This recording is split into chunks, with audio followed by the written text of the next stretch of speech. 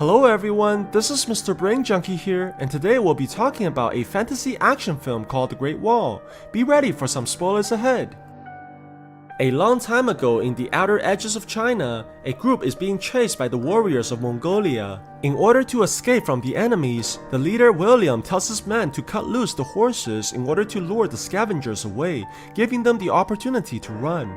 At night, while trying to recover from the earlier fight, the man reveals that they're mercenaries here to find the mysterious black powder. Their journey has been perilous from the very beginning, losing more than 20 of their men in the process and leaving little resources left. Just when they're contemplating about retreat, a creature from the shadow attacks the group and kills all the remaining warriors, leaving only William and his friend Tovar behind. The animal circles back again to attack, but William is able to strike the monster down and cut off its arm. Not sure about what they just killed, the two decide to leave immediately as their campsite is obviously not safe anymore. They continue traveling the next day, but is quickly found by the Mongolians once again, forcing them to run for their lives as the enemies chase closely behind. The two eventually arrive in front of the Great Wall on the outskirts of China and is quickly stopped by a barrage of arrows that barely misses them. With little choices left, William decides to surrender to the Chinese instead of being captured by the Mongolians, hoping that the former can spare their lives. The commanders of the Great Wall are shocked to see the giant claw that William has brought with him,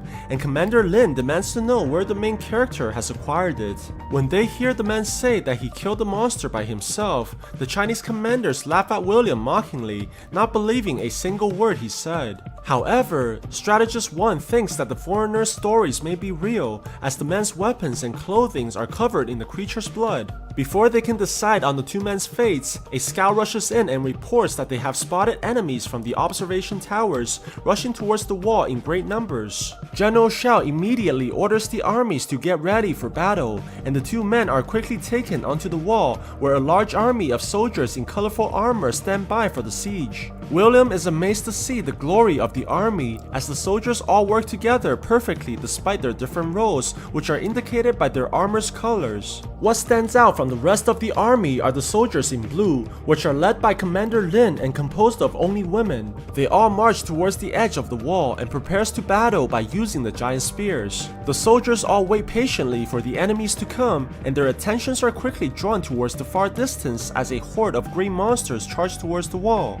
General Xiao quickly orders for the artilleries to attack, and numerous fireballs are thrown into the air by massive machines, heading directly towards the enemies and creating a sea of flames upon impact. The archers also begin firing at the monsters, showering them with a barrage of arrows that cover the entire sky, killing many of the creatures while they rush in without hesitation. The monsters roar furiously as they run closer towards the giant wall, eventually reaching the base despite the onslaught of arrows. The women in blue armors begin to drop down towards the creatures, striking the enemies using their spears while the men quickly pull them back up. Despite their tremendous efforts, many of the soldiers are killed by the monsters as they're eaten alive. Very soon, the queen of the monsters arrive in the far distance together with her numerous bodyguards in order to command the battle more effectively. Strategist 1 sees this and tells the general, who orders the artilleries to fire directly towards the queen, but the bodyguards are able to block the attacks quickly,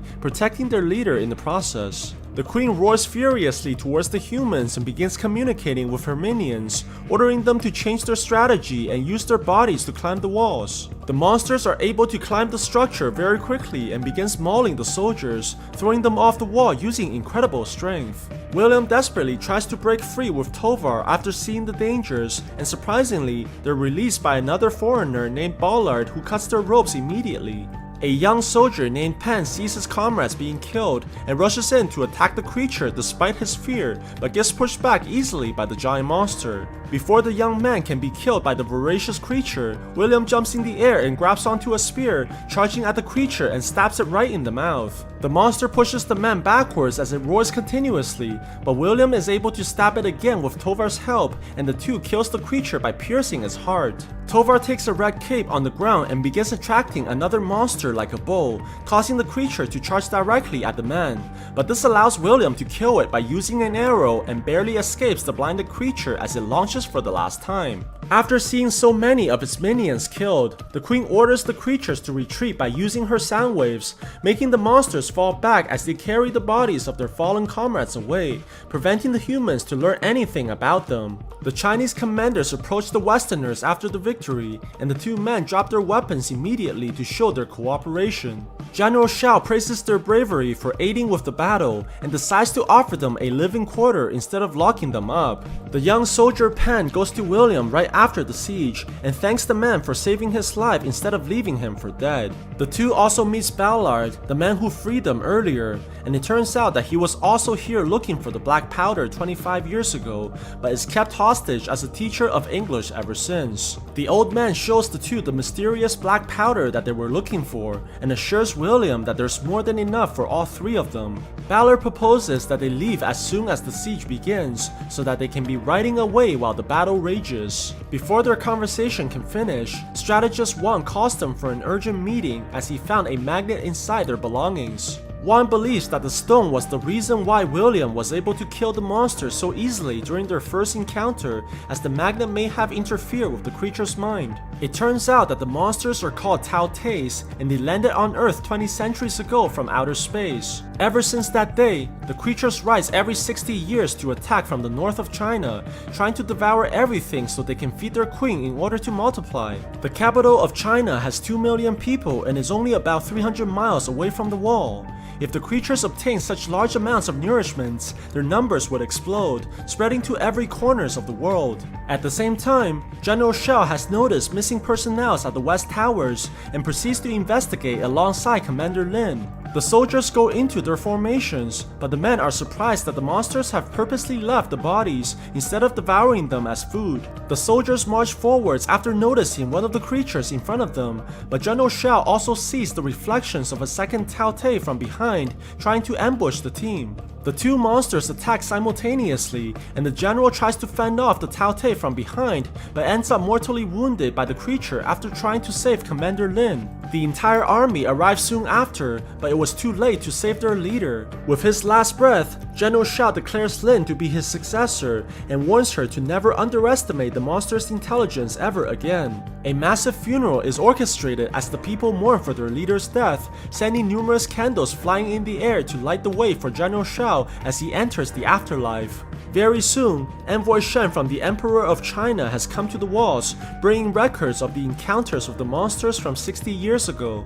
Apparently, the previous general recorded that the creatures became paralyzed after chasing the soldiers onto a mountain, where a magnet is also present similar to William's. In order to verify how the magnet actually affects the creatures, William suggests that they capture a Tao Te by using a hook, similar to how a whale is captured, but Tovar is extremely unhappy with his friend's proposed involvements, reminding him of their plan to escape with the black powders. Strategist 1 begins concocting a large amounts of anesthetics and putting them on the hooks, preparing to capture one of the creatures alive. Very soon, the Tao Teis begin to arrive in masses while they try to sneak onto the wall, and the soldiers defend against the monsters by attacking in their formation. Giant blades protrude from the walls and cuts the creatures into pieces, while the warriors attack the Tao Te furiously as they fight on the edges of the building. Lin orders to fire the harpoons, and the giant hooks launch towards the enemies, hitting many of the monsters and trapping them with the chains. However, the creatures soon realize the people's intentions to capture them and begins ripping apart the hooks, all breaking free from the restraints except for one.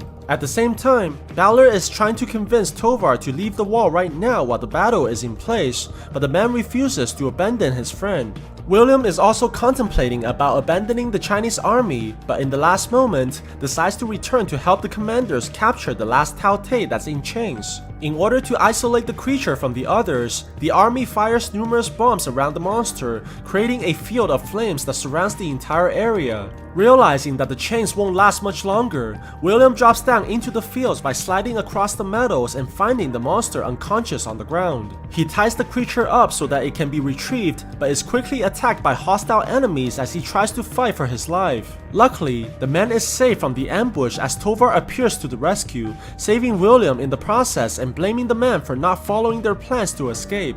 Their arguments are interrupted when more Tautés begin to attack from the fogs, but the two are able to kill the creatures together by using their teamwork and shooting the monsters in the eyes. As the fight continues, the monsters begin to bypass the wall of flames and surrounds the men in large numbers, charging directly at them. But the Chinese army is able to fire numerous bombs at the location, killing the Tautés with explosions and saving the men's lives. They quickly put the giant beast inside a cage and begins experimenting the magnet's effects on the creature. Surprisingly, as one approaches the monster alongside the rock, the creature eventually stops moving altogether, proving the effects of the stone. Envoy Chen demands to bring the Tauté to the Emperor right away despite Wang's protest, but the order came directly from the king himself. After the envoy leaves the wall, the army detected more movements from the monsters at the base of the building and begins to investigate as the armies descend to the bottom. To their shock, the creatures have dug a giant hole through the base of the wall, using the previous battles as nothing more than ploys to blindside the armies. Meanwhile, Balor and Tovar are stealing the black powders and plans to escape the Great Wall as the armies are busy investigating the monsters, but they're stopped by William, who wants his friend to stay and fight for a greater cause. Tovar believes that William is blinded by optimism as he thinks that the people have no chance against the monsters' armies. While they're arguing, Balor knocks the main character unconscious, telling Tovar to leave his friend behind as this would be their only chance to run. General Lin soon discovers the escape of the Westerners and is furious at William for his betrayal, despite the man claiming to have tried to stop his friend. Her anger is only tempered when she hears the young warrior Pen, who vouches for William as he claims to have witnessed the man trying to stop the escapees. She orders to have the traitors captured right away and locks William in a cell so that he can no longer interfere with the army's plans. In order to catch up with the hordes of Tautés, Lin decides to use the hot balloons as a method for travel,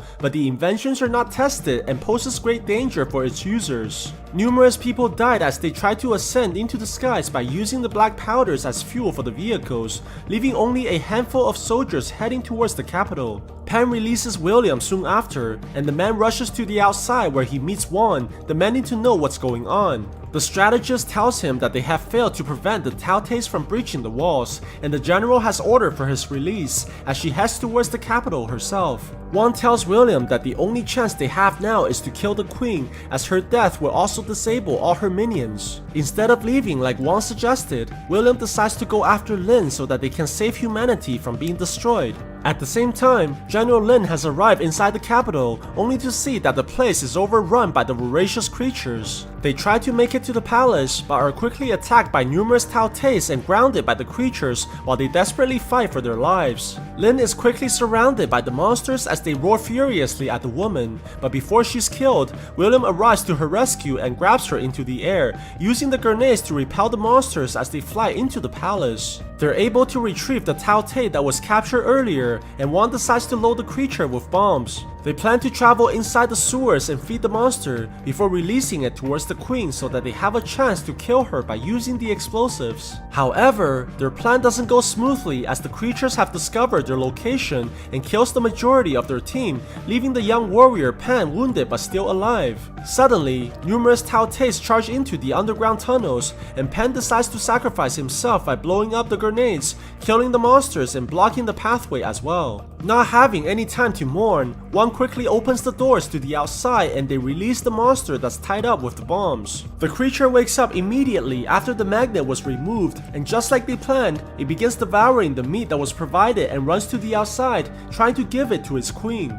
The three arrives inside the tower, and Wang stays behind to guard the door using the magnet as William runs to higher grounds with Lin, trying to get a clear shot at the bombs. The man launches the arrow at the queen, but the bodyguards are able to block off the attack as it bounces off and explodes in the air, alerting the monsters in the process. William quickly goes up the tower to try again, but the queen orders all her minions to attack the buildings, causing all the Tautés to rush inside as one throws the magnet towards his teammates before being devoured alive. The man tries to shoot a second time, but it was still blocked by the creatures and the arrow explodes in the air, allowing the queen to finally see her attackers and orders all her minions towards them. With only a single bomb left, the two leaps out from the windows as they swing from the ropes, evading the Tautés that jumps towards them from behind. William tosses the magnet at the bodyguards and Lin throws the spear closely behind, allowing the stone to delay the movements of the creatures as the bomb lands inside the barrier. The queen tries desperately to put out the flames, but a large explosion destroys everything inside, sending all the creatures flying in the air. As the queen dies,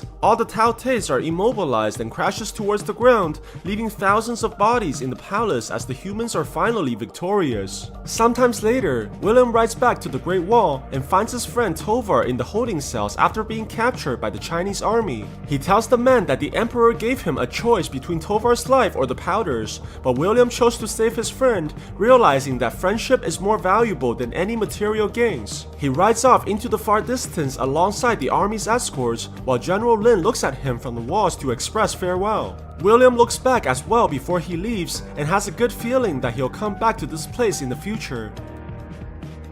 So what do you guys think about this movie? Let me know in the comments below. And if you like my video, please press like and subscribe for more. I'll see you guys next time.